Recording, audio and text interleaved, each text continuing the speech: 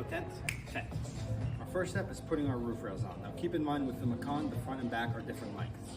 When putting it on, make sure these little pegs in here line up with the holes in the roof rails.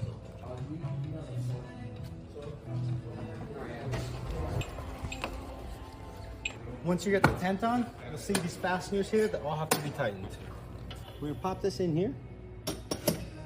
Once it locks in, we're just gonna start twisting until it gets our fasteners connected.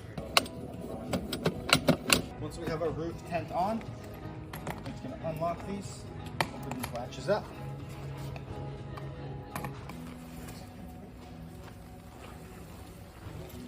Pop this down. 2 tension bars right here.